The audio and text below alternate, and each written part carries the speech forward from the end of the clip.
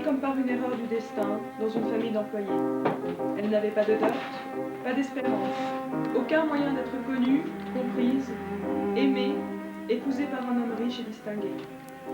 Et elle se laissa marier avec un petit commis du ministère de l'Instruction publique.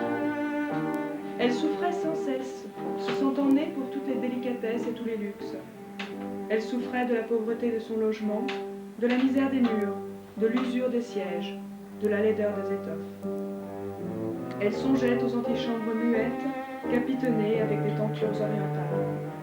Elle songeait aux grands salons vêtus de soie ancienne, aux meubles fins portant des bibelots inestimables, et aux petits salons coquets, parfumés, faits pour la causerie de 5 heures avec les amis les plus intimes, les hommes connus et recherchés, dont toutes les femmes envient et désirent l'attention. Tiens, voici quelque chose pour toi.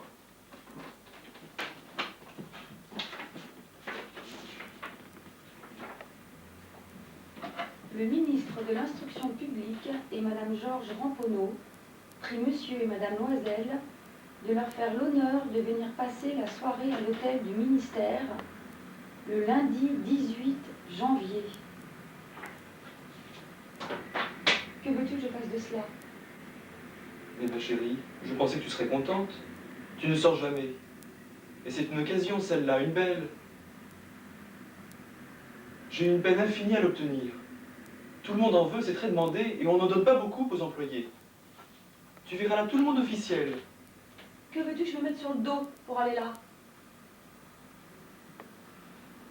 Mais la voix avec laquelle tu vas au théâtre me semble très bien à moi. Qu'as-tu? Qu'as-tu? Rien. Seulement je n'ai pas de toilette et par conséquent je ne peux aller à cette fête. Donne cette carte à quelques collègues dont la femme sera mieux équipée que moi.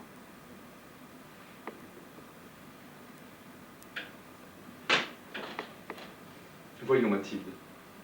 Combien cela coûterait-il une toilette convenable qui pourrait te servir encore en d'autres occasions? Quelque chose de très simple. Je ne sais pas au juste, mais il me semble qu'avec 400 francs, je peux arriver.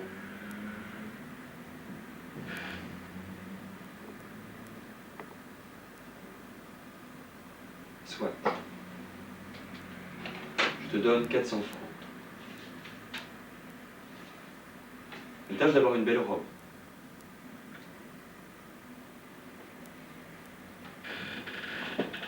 Cela m'ennuie de n'avoir pas un bijou, pas une pierre, rien à mettre sur moi.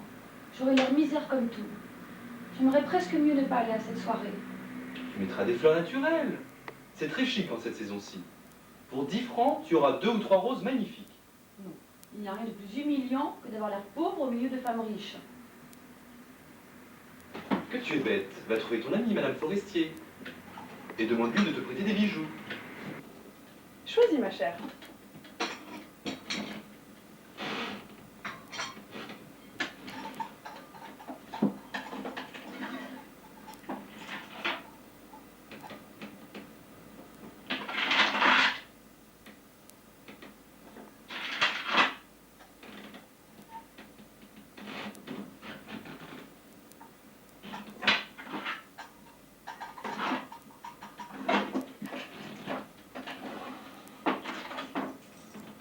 Tu n'as plus rien d'autre? Mais si, cherche. Je ne sais pas ce qui peut te plaire.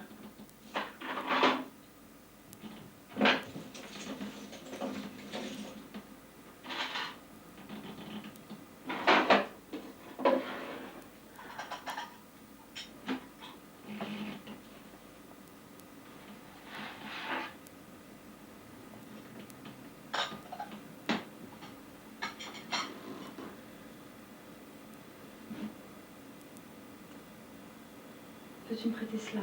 Rien que cela. Mais oui, certainement.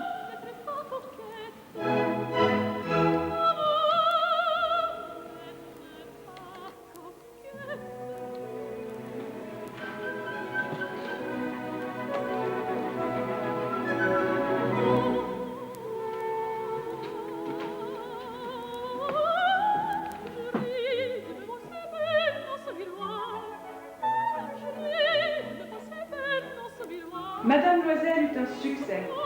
Elle avait été plus jolie que toutes, élégante, gracieuse, souriante et folle de joie. Tous les hommes l'avaient regardée, avaient demandé son nom, avaient cherché à être présentés. Tous les attachés du cabinet avaient voulu valser avec elle. Le ministre l'avait remarqué. Elle avait dansé avec ivresse, avec emportement, grisée par le plaisir, ne pensant plus à rien, dans le triomphe de sa beauté, dans la gloire de son succès, dans une sorte de nuage de bonheur, fait de tous ses hommages, de toutes ses admirations, de tous ses désirs éveillés, de cette victoire si complète et si douce au cœur des femmes.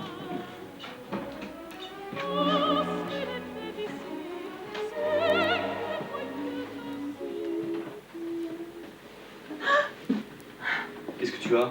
Je n'ai plus la rivière, Madame Forestier. Quoi? Comment? Ce n'est pas possible.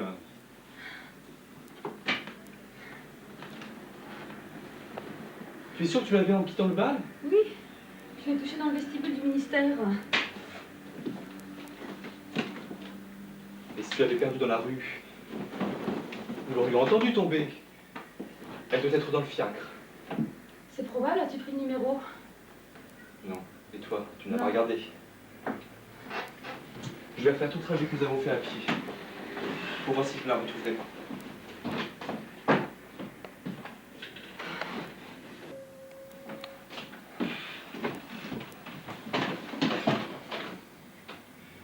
Il faut que tu écrives à ton ami que tu as brisé la fermeture de sa rivière et que tu l'as fait réparer. Cela nous donnera le temps de nous retourner.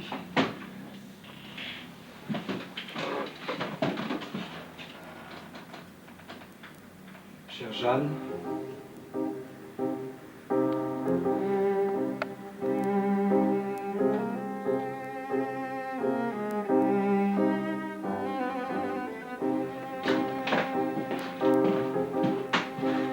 tous les bijoutiers que nous avons vus, seul celui du Palais Royal possède un chapelet de diamants entièrement semblable à celui que nous cherchons. Il nous le laisserait à 36 000 francs.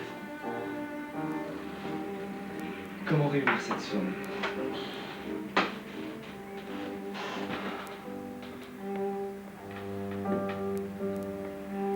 Je possède bien 18 000 francs que m'a laissé mon père.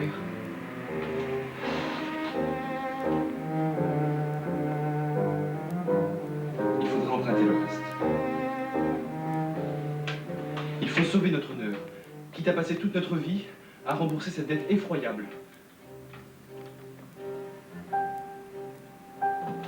Tiens, voilà la parure.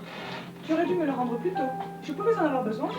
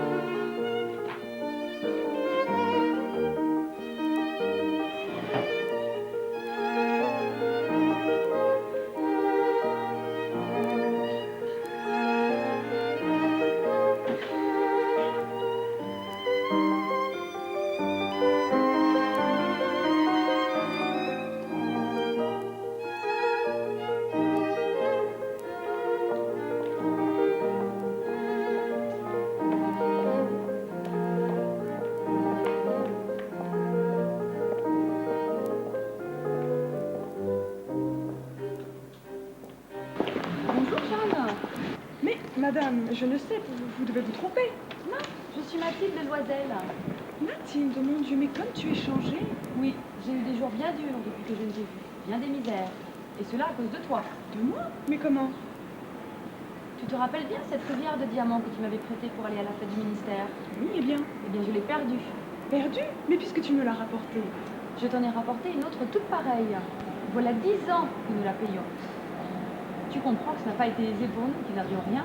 Enfin, c'est fini maintenant, et je suis rudement contente. Tu dis que tu as acheté une rivière de diamants pour remplacer la mienne? Oui, tu ne t'en étais pas aperçue, hein? Elles étaient bien pareilles.